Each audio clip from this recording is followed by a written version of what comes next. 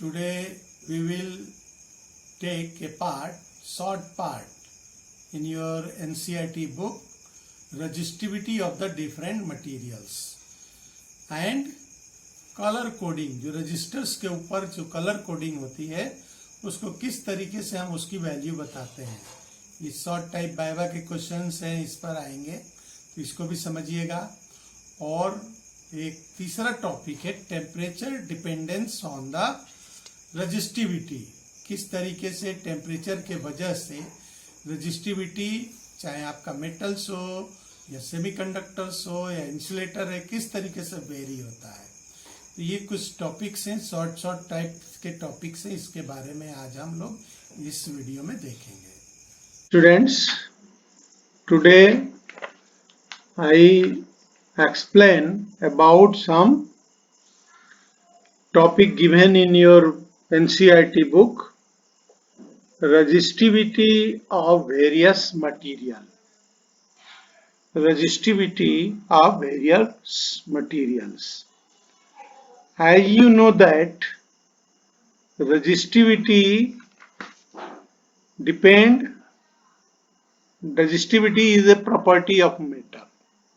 Okay, so there is given in your book different materials and their resistivity in a table. Clear? तो इसको हम समझते हैं। ये आपको दिया हुआ है कि the materials are we know that the materials are classified as conductor, semiconductors and insulator depending on their resistivity. You well known about it. Material are classified as conductor, semiconductors and insulator. हम material को तीन प्रकार से बांटते हैं depending on their resistivity. Generally हम material को पहले कंडक्टिविटी के हिसाब से बांटते थे, लेकिन यहाँ हम समझ रहे हैं कि there on the basis of the resistivity. तो रजिस्टिविटी इंक्रीजेस, देखिए मैंने ये पॉइंट हमने अपने हिसाब से डाला हुआ है कि resistivity increases at a particular temperature of conductor, semiconductor and insulator. Conductor, semiconductor and insulator। मतलब कहने का क्या है कि resistivity किसी भी टेम्परेचर पर, अगर मान लीजिए एक पर्टिकुलर टेम्परेचर ले लें तो कंडक्टर की, सेमीकंडक्टर की और इंसुलेटर की टेम्परेचर के हिसाब से बढ़ती जाती है। ठीक है। Metal have low resistivity range 10⁻⁻⁸ ohm to 10⁻⁻⁶ ohm। Clear? 10⁻⁻⁸ ohm to 10⁻⁻�6 ohm। Insulators है, ध्यान दीजिए यहां पर मैंने लिखा है कि इंसुलेटर्स है 10⁻18 times greater than the metal. Insulators कैसे होते हैं, उनकी रजिस्टिविटी कैसी होती है कि 10⁻18 times greater than the metal. ये तो ऊपर बताया हुआ है आपको कि जो मेटल की रजिस्टिविटी होती है वो लगभग 10⁻⁻8 से 8 ohms to that will be 10⁻⁻�6 ohm। ठीक है। इंसुलेटर जो होते हैं generally they are 10⁻18 times greater than the metals, and insulators have the range between these two। Insulators के जो रेंज होते हैं इन दोनों के बीच में होते हैं। तो इसीलिए आपको यहाँ पर कुछ टेबल दिया गया है, उसमें आप देखेंगे कि किस तरीके से रजिस्टिविटी इसकी इंक्रीज हो रही है according to the material. Material में देखिए ये पहले दिया हुआ है कंडक्टर्स आपकी बुक में, सिल्वर, कॉपर, गोल्ड। उसके बाद यहाँ पर ये आपका कुछ एलॉयज हैं, और उसके बाद सेमीकंडक्टर्स हैं, और उसके बाद इंसुलेटर्स हैं। तो देखिए यहाँ पर जो रजिस्टिविटी दी गई है, दे आर इन द -8, 10⁻⁻8। ठीक है, बाकी वैल्यू तो अपने साथ है ही है, लेकिन यहां पर देखिए ये दे आर 3 to 60 into 10⁻⁻5, ये इंक्रीज हुआ है। और उसके बाद जो इंसुलेटर्स होते हैं, देखिए क्या दिया है यहाँ पर इंसुलेटर के बारे में कि दे आर 10⁻9 से लेकर के 10⁻12 तक होते हैं। तो इस तरीके से हमने ये देखा, इसको ऑब्जर्व किया, ये सब एक पार्टिकुलर टेम्परेचर पर दिया हुआ है, ध्यान रखिएगा। तो जैसे जैसे टेम्परेचर हम बढ़ाएंगे इसकी रजिस्टिविटी बढ़ती जाती है। तो ये आपको ध्यान देना है, यहाँ पर कुछ क्वेश्चंस इसमें बनते हैं, तो उसके हिसाब से आप इसको तैयार कर लीजिएगा, क्योंकि ये तो जनरली याद हो ही नहीं सकते है ना, कितना याद किया जाएगा, लेकिन इसको हम लोग अपने तरीके से समझ लेंगे। एक चीज और आपकी बुक में दिया हुआ है, वो है आपका इसी पार्ट में कलर कोडिंग। तो आप जैसे देखेंगे रजिस्टर्स जो होते हैं किसी भी इंस्ट्रूमेंट में देखेंगे, तो उसके अलग अलग कलर्स के बेस पर दिए जाता है ना। कलर्स जो रजिस्टर्स होते हैं वो कैसे होते हैं, कलर्स हमने, आप खोलेंगे किसी भी इंस्ट्रूमेंट को, उसमें अलग अलग कलर के रजिस्टर्स दिए गए हैं। देखिए यहाँ पर हमने भी एक बनाया हुआ है, ये आपको दिया हुआ है, ये कलर्स ऐसे दिए जाते हैं है ना। यहाँ कलर, अलग अलग कलर, इनका जो कलर के हिसाब से हम उसकी रेजिस्टेंस को हम कैलकुलेट करते हैं। तो जनरली जैसे हमने आपको यहाँ दिया हुआ है कि there are major 2 types of resistors, यहाँ पर जो है 2 टाइप के रजिस्टर्स होते हैं, वायर बाउंड रजिस्टर और wire bound resistor and carbon resistors, wire bound resistors and carbon registers.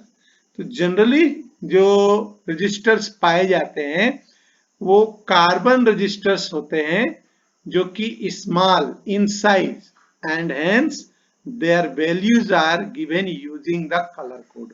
उनकी कलर कोड के हिसाब से हम उसकी वैल्यू को भी डिफाइन कर देते हैं। डिफाइन कर देते हैं इसका मतलब क्या है कि हम कलर कोड को कैलकुलेट कर लेते हैं और उसके हिसाब से हम उसका बता देते हैं कि उसको वो कितने ओम का रजिस्टर्स है। जो फर्स्ट 2 स्ट्रिप देता है, जैसे ये आपको दिया हुआ है, ये आपको ये रजिस्टर से देखो ये स्ट्रिप्स बना हुआ है, तो पहला 2 जो कलर रहता है वो रहता है first 2 colours band give the significant figure of the resistance in ओम।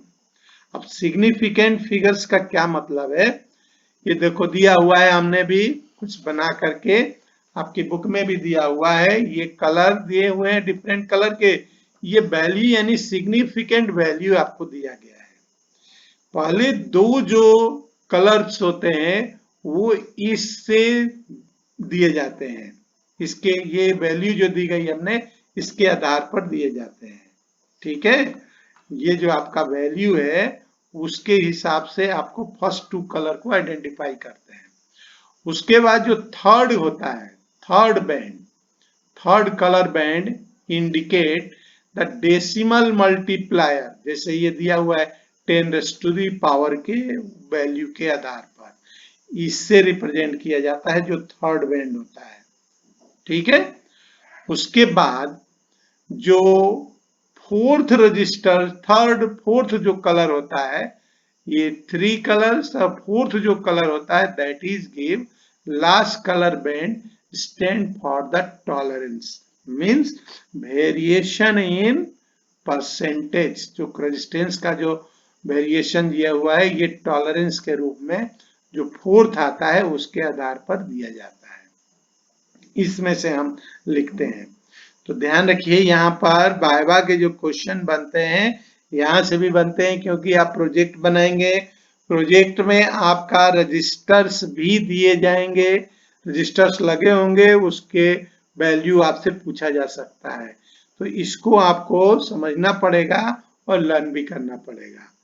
जैसे आपका लास्ट बैंड किसी रजिस्टर्स में एब्सेंट है, if the last band is absent that indicate a tolerance of 20%। अब इसको मान लेते हैं कि उसमें जो टॉलरेंस का परसेंटेज होगा वो मिनिमम 20% का होगा। जैसे एक एग्जांपल हम आपको दे रहे हैं, ये रजिस्टर जो बनाया हमने, पहला आपको जैसे कलर दिख रहा है कि that is the red colour, second है आपका वॉयलेट कलर और थर्ड है आपका ब्राउन कलर और फोर्थ स्ट्रिप में दिया हुआ है आपका गोल्ड कलर। तो वो पहला है आपका रेड है, तो रेड की वैल्यू यहां से देखिए ये है 2, पहला यहां पर वैल्यू हो गया, ये हमने लिखा है इसको 2, क्लियर।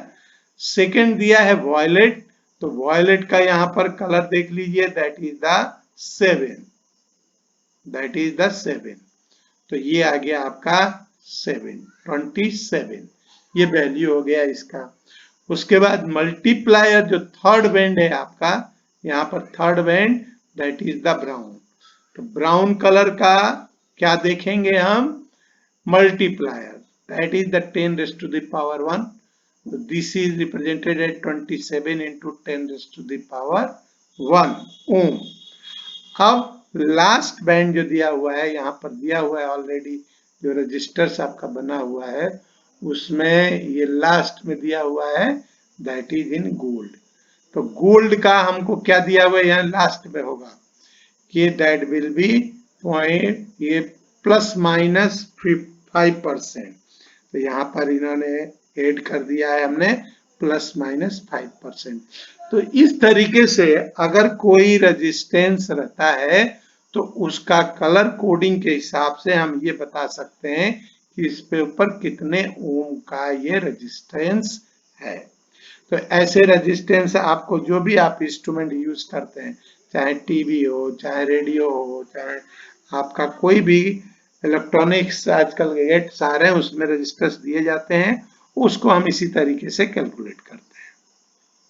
तो ये था आपका दो चीज आपको दिया हुआ है, ये कलर कोडिंग और आपका पहला था जो रेजिस्टिविटी किस तरीके से टेम्परेचर के बेस पर होती है।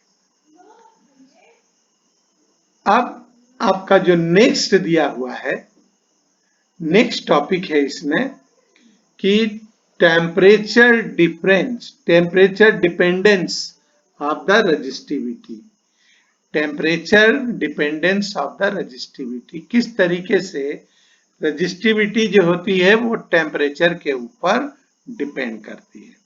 तो थोड़ा सा हम लोग समझते हैं, मैंने इसको अपने तरीके से लिखा हुआ है।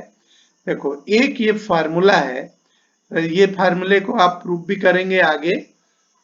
Resistivity of metallic conductor can be determined by, ये दिया हुआ है आपका sigma T is equal to sigma 0 और ब्रैकेट में 1 प्लस अल्फा ब्रैकेट में T minus T 0 bracket close.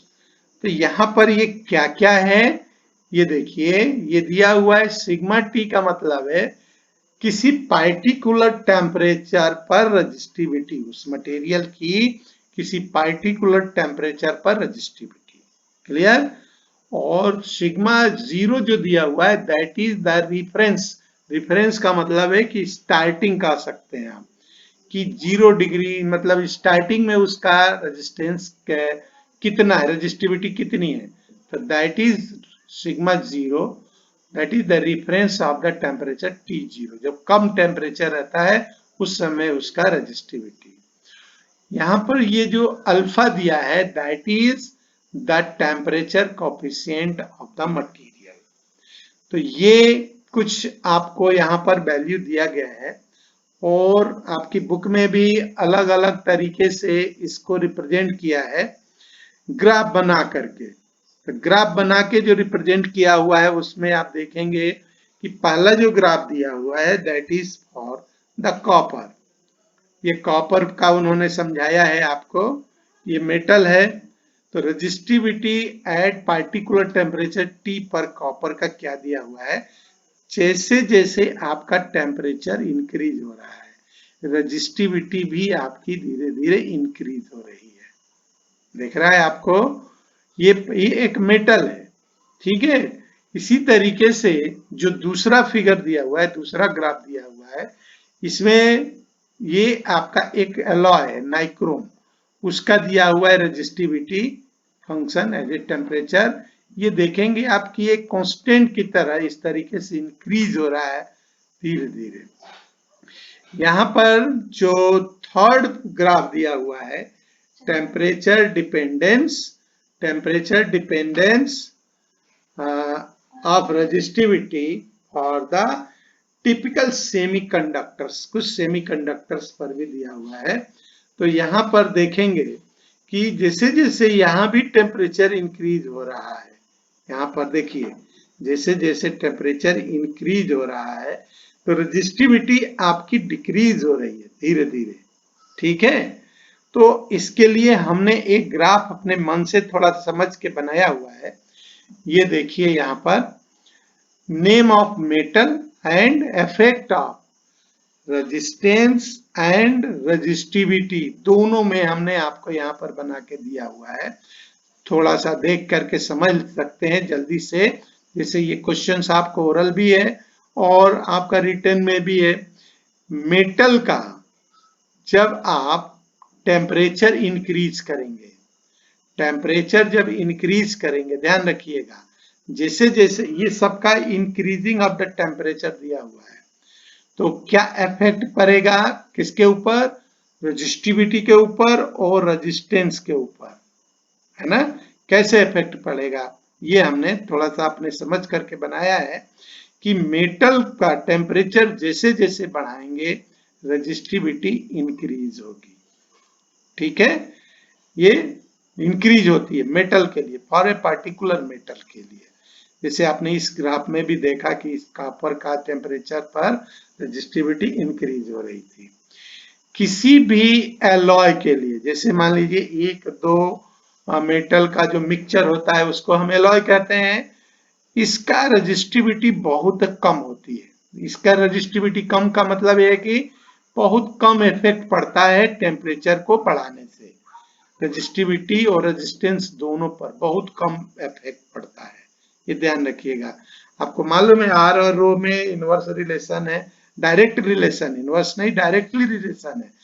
Are बढ़ता है तो रो भी बढ़ता है, फार्मूला आपने पहले पढ़ा हुआ है।